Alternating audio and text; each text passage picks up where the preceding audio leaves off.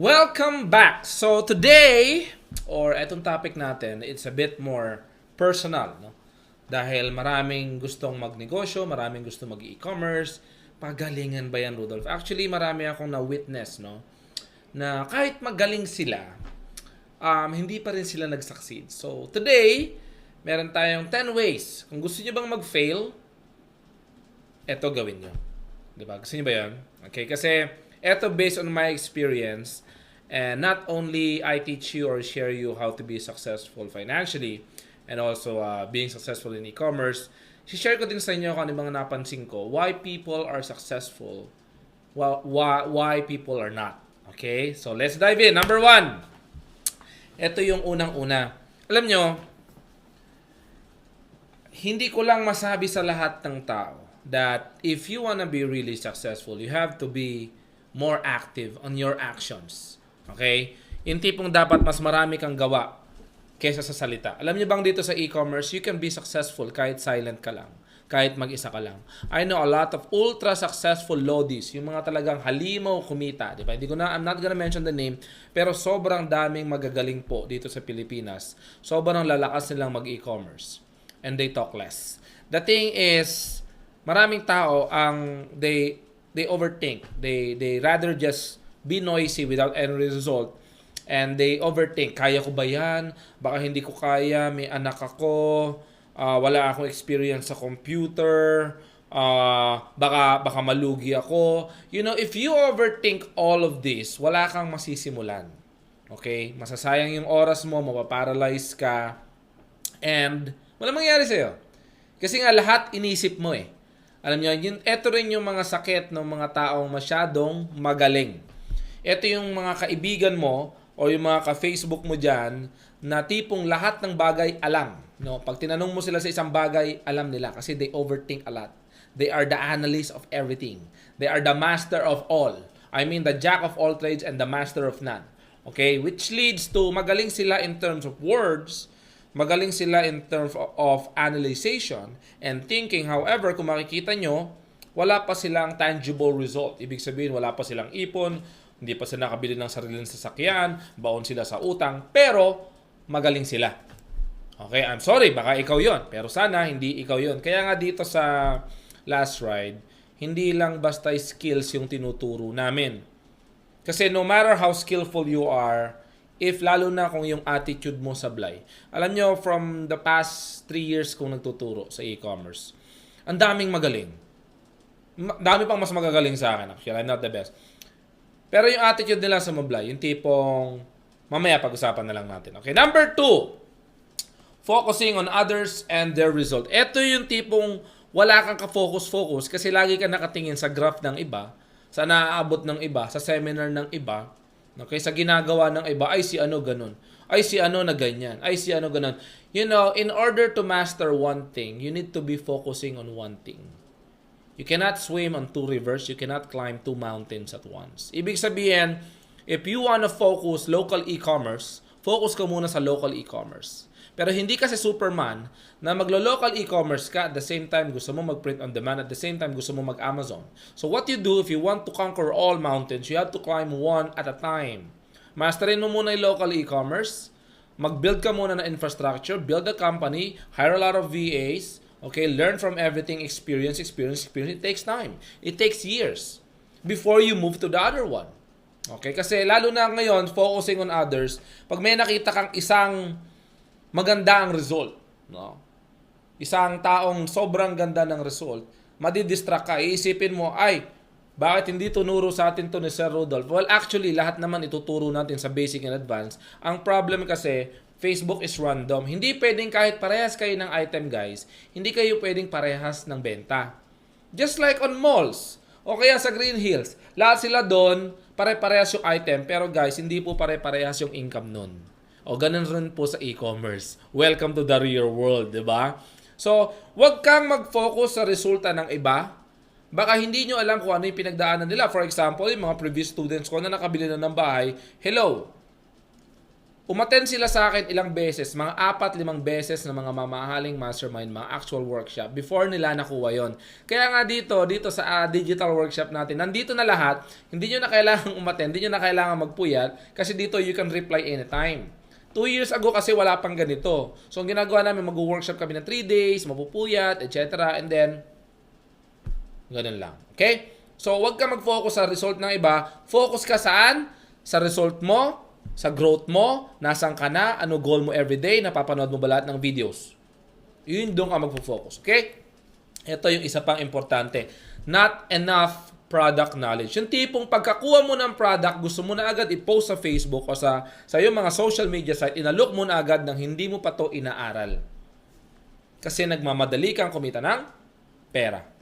'Di ba? Ito yung isa na masasabi ko na isa sa pinaka-importante. Being a marketer, being an advertiser, being an entrepreneur, being a real businessman. Kung ano man yung product natin sa Last Ride, mapa-underwhite man yan, mapa yung coffee natin, yung Electromax, etc., yung underwhite, kailangan alam nyo kung ano yung mga ingredients niyan. Dapat alam nyo kung ilang capsule yan, paano i-take, ano yung mga bawal, magkano yung price, paano kayo mag-upsell, paano kayo magko-cross-sell. The problem with newbies is pagkakuha nila agad, post agad. Okay? Because short-term thinking, gusto ko na agad mabawi ang aking puhunan. Wala naman pong masama doon. Siyempre, naglabas ka ng pera. But, it is highly recommended from my point of view to study every product para din makagawa ka ng magandang product description, makagawa ka ng magandang video presentation kasi sobrang alam mo yung produkto. Yung tipong kahit nananaginip ka or tulog ka, pag tinanong ka nung kaibigan mo kung para sa niya, nasagot mo. Alam mo, there are people na may impress kasi sobrang alam mo yung produkto. Try mong pumunta ngayon sa any car dealer, tapos nagtanong ka dun sa agent, tapos walang alam. O di ba hindi ka bibili? O eto, magkano tong kotse na to, ilang horsepower ba to, ganyan, etc. Magkano ang down payment. Tapos yung agent walang alam. O di ba hindi ka bibili? Ganon din po sa e-commerce. You have to know, kasi kung di mo rin alam, hindi mo rin matitrain yung mga VA mo or yung mga employees mo to actually answer efficiently or correctly sa mga clients natin. Okay? Let's move on. So please, take time. Poor financial management. Alam nyo, during the course of years, ang daming kumita sa e-commerce. Ang daming kumita ng milyon. Kaya lang, yung iba, okay, masyadong naging trigger happy, masyadong naging masaya sa pera, nakalimutan ng mag-ipon, nagbili ng mga ganyan, left and right, kasi maganda kita. You know, in e-commerce, hindi po araw-araw Pasko. May mga time na mahina. May mga time na may problema si Facebook. May mga time na mababan ang ad account mo. May time na mawawala ang business manager mo. May time na wala kang kita. It's a legitimate business. Things happen. It goes up and down. That's why here in Last Ride International, tuturo ko sa inyo kung paano maging mas stable. Pero I'm not saying that you're going to be, na talagang invincible ka kasi nasa sa inyo yan eh. There are a lot of people who earn through e-commerce kaya lang walang naiipon kasi hindi talaga nila alam kung ano yung ginagawa nila. Yung tipong sa back end, hindi nila alam yung mga numbers, yung mga accounting, ilan yung return to sender nila, ilan talaga yung ginagastos nila every month, magkano yung monthly expenses nila, and so on. Yung tipong namili na agad ng kotse, namili ng mga iPhone agad, and then nung dumating yung time, nakahinaan ng e-commerce, dyan na sila oh my God, wala na akong pera. Okay, so please, no matter how good your income is, be prepared. Be prepared. Hindi araw-araw Christmas. Ha? Next, being contented and nagpo-procrastinate ka na. Alam niyo, dami ko estudyante. No. Na-hit na yung 100,000 per day. Tapos yun na, wala lang ginawa. Actually, guilty rin ako dyan. Nung na-hit ko yung gusto kong income, wala na, naghayahay na ako. Kaya ako nga po tinayo itong Last Ride kasi gusto kong umalis sa comfort zone ko. Ayoko nang makontent. Okay? Guys, it's not being too greedy. It's just that you have to challenge yourself, okay, in order to grow more. I'm not saying na maging swapang kayo sa pera or what. But if you can do 100,000 per day, so definitely you can do 200,000 and you can do 1 million per day. Konting effort lang. Naging contented na ibang estudyante ko, hindi na nag-push. Kaya nung tinayo ko tong Last Ride, ayan, na-challenge na ulit sila. Okay? And of course, sakit po ng lahat is procrastination. Guilty rin po ako dyan. Maraming bagay na dapat mas ginawa ko ng maaga. Okay? Pero dahil ako ay nagpo-procrastinate, umaabot na po ng linggo or buwan, yung dapat nagawa ko last month, okay? Hindi ko nagawa. Okay. So, actually, sakit to ng karamihan, and ang sagot po dito is to have a proper someone or a reminder, someone will push you through your goals. Kasi pag na-content ka, hindi ka na nag-grow. Okay na, lalo na yung mga estudyante kong kumita na ng 200,000 per day gross. Nakita ko sila. Wala na, nag-ahayahay na lang eh. Kasi, it's a rush. Naging masyadong mabilis ang pagkita nila ng pera, nalulunod sila sa success. Nakakala nila yun na. Alam nyo ba, ang daming mayayaman sa Pilipinas na naka-short. Na yung tipong kumikita pala ng 5 milyon sa araw, pero hindi mo sila makikitaan ng kahit anong yabang. Well, etong mga kumikita naman ng 100,000 per day, feeling Diyos. Feeling godlike. Yung tipong, kala mo, yun na. Pero guys, hindi. There are so many things to accomplish in life. And you have to hit your goal. Next, being too greedy. Okay? Ngayon, kasasabi ko lang kanina na hindi naman actually masamang maghangad ng mas marami pa. Lalo na kung gagamitin mo ang pera or kapangyarihan mo para tumulong sa ibang tao. Kaya lang, meron akong mga napansin na being too greedy. Yung tipong gusto niya lahat sa kanya puro pera. Pera. Yung tipong wala nang pakialam sa kaibigan, wala nang pakialam sa pinagsamahan ng mga ibang tao. Basta sa kanya, yumaman siya at mabili niya yung gusto niya. This is wrong. This is very, very wrong. It's okay to aim for more. Okay? That's why, nung 2 years ago, nang shinare ko yung e-commerce, marami akong workshop, maraming tao doon nagtatanong sa akin, Rudolph, alam mo, kung sinolo mo lang yung e-commerce, ang yaman mo na. Totoo po yun. Okay? Kung hindi po ako nagpa-workshop noon, actually, nag-contribute lang naman po ako, pero may mga workshop na po noon sa e-commerce. So, kung hindi ko po yun shinare years ago, maaaring hindi po ganun karami yung nag-i-e-com. Okay? I'm not taking credit for everything, pero 3 years ago, wala pang mga cash on delivery service. But I was not greedy. I am not greedy. May mga nagpapayo sa akin na, Rudolph, alam mo, dapat solohin na lang natin tong e-com. Kasi 3 years ago, guys, kahit anong ads namin, kahit chinielas lang ibenta namin, bumibili kasi wala kaming kalaban sa wall. Alam niyo yun? Naabutan namin yung era ng mga dinosaurs sa e-commerce dito sa Pilipinas. Okay? And malaking kinita namin, and then I was like, maybe I should share this to other people. Kasi ang dami akong kaibigan, nakikita ko sila na humahataw, nakikita ko sila na sobrang sipag, pero hindi naman umangat ang buhay. That's why I decided to share to everyone. I held many workshops before. I have taught hundreds of students, which are now, yung iba mas magagaling pa sa akin, yung iba sobrang galing na, sobrang successful na, may mga sariling company na rin, dami na nasakyan, etc. But, inaanohan ko pa rin sila that money should never be the goal. Diba? Sarap nga lang ng coffee ng Gokito. Okay? Ito yung isa. Nasa comfort zone ka. Alam mo yung comfort zone? 'Di ba? Yan yung tipong okay ka na diyan. Yung tipong alam niyo yung may mga ibang nagpapa-coach sa akin when they ask me, Rudolph, how to be you, how to be successful, parang sila Ezekiel Bautista. When they first asked me, Rudolph, paano ba maging successful sa online business? Ang unang sinabi ko sa kanila, we cannot talk much, pero mag-move kayo sa Manila. Okay? So, puzzled sila. Bakit tayo pinapatira sa Manila? Wala pa naman silang ganong karaming pera. The thing is, I cannot explain lahat ng experience ko. When I say to move in Manila, kasi nandito ang hotspot, nandito ang talagang sentro ng negosyo, nandito yung mga supplier, nandito yung mga cash on delivery services, okay? Nandito yung office natin. There are so many reasons and I don't want to expound that, no? Basta sinabi ko sa'yo, move in Manila. If I say this, do this, do that. Stop asking. Okay? Pag meron naman akong tinuro sa inyo kasi, wala naman reason para i-fail ko kayo eh. Kasi syempre, habang dumadami yung successful under my influence, mas nagiging proud ako.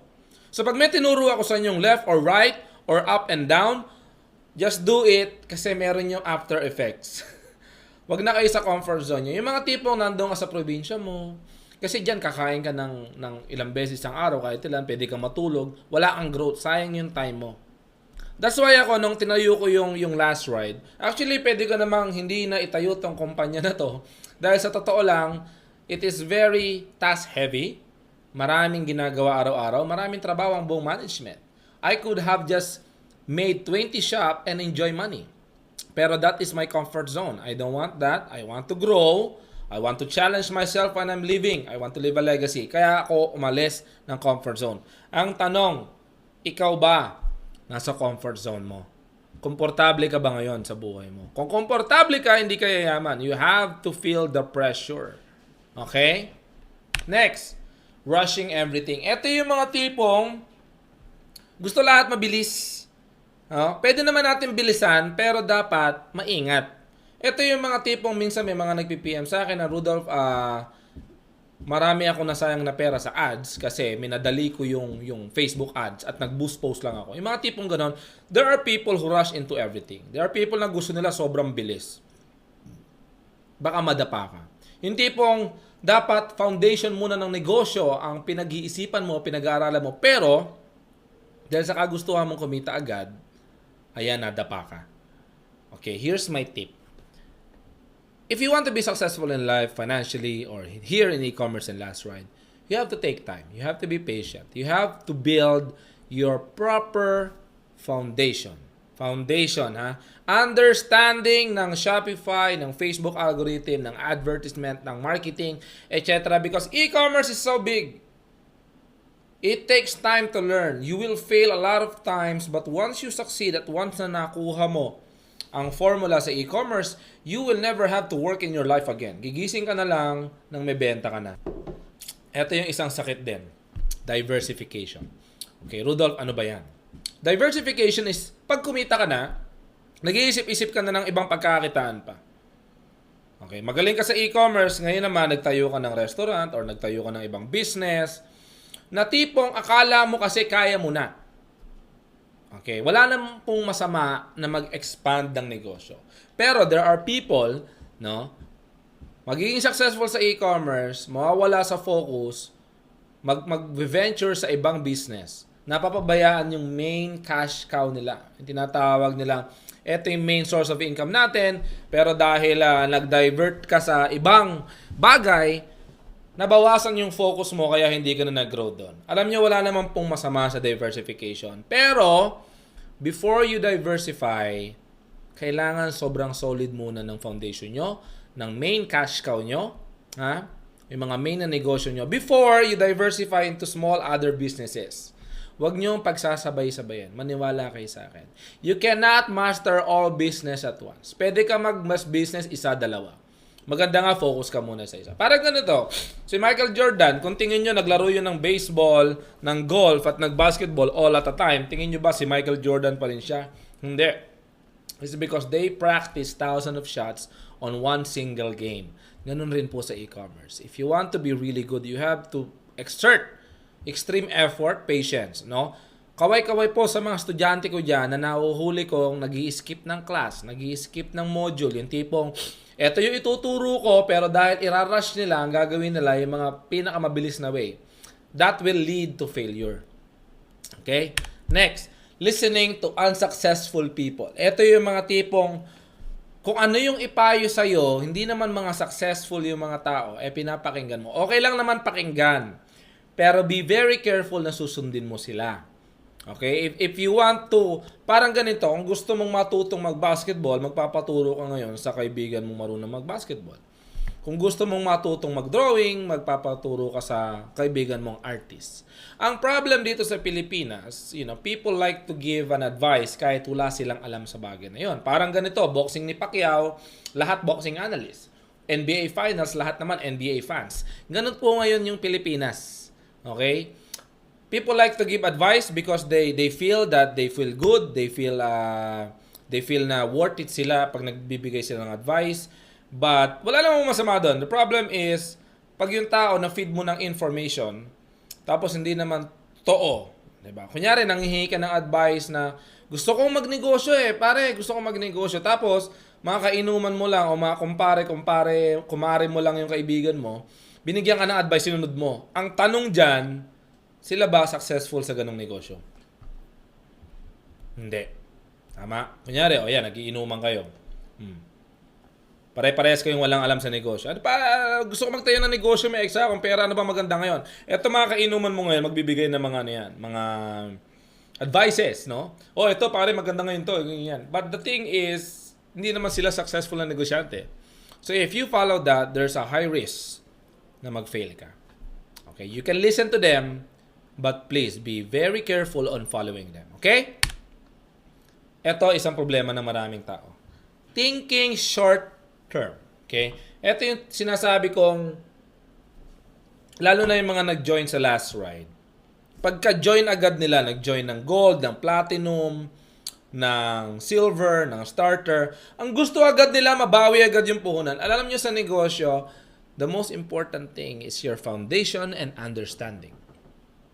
Aanin mo yung mabawi agad yung negosyo, nagmadali kang mabawi, tapos hindi mo naman talaga naintindihan on how the process works. Okay? Dahil hindi naman tayo na networking at kaya lang meron tayong affiliate system. You have to trust me on this. Hindi ko ginawa yung sistema just because gusto ko kayong pagkakitaan. Gusto ko lang kumita, gumawa na lang ako ng vending store, di ba? But of course, this business, my aim is to teach a lot of Filipinos e-commerce. Kasi tinan mo sobrang traffic dito sa Metro Manila. Diyos ko po. Makati to Quezon City 3 hours, di ba? 4 hours pa nga, di ba? Ngayon, back to the topic, thinking short term. In any business na pasukin mo, think mo yung long term. Paano ka magsusurvive throughout the years? Hindi yung tipong pagka-join mo ng company, pagka-join mo sa last ride, bigla mong tatanungin sa coach mo or sa akin, Rudolph, kailan ba yung ROI nito? Ako niya. If ganun po yung mentality nyo, hindi po kayo tatagal. Kasi iniisip nyo yung short term. Iniisip nyo agad mabawi. Dapat ang nasa isip nyo, ay gusto kong aralin to, pagpupuyatan ko to, i-replay ko lahat ng videos ni Rudolph to be successful. Yun po dapat. I will try. You will make a lot of mistakes in e-commerce even with my guidance. Etong course na to, you bought it kasi ako na yung mag-guide sa inyo. Iaalis ko na yung mga dating mistake ko noon. Kung binili nyo yung starter na 15888, actually you save hundreds of thousand pesos kasi ituturo ko sa inyo yung mga tamang way na dati wala naman nagtuturo sa amin. So kami naman, mistake lang na mistake, tapon lang tapon yung pera namin. Diba? Guys, stop thinking short term. Start visualizing what you can do on the long term. Okay? And that is the end of my slide. Actually, 11 yun. Bonus lang po. Okay? So again, please think long term. Okay? See you next episode.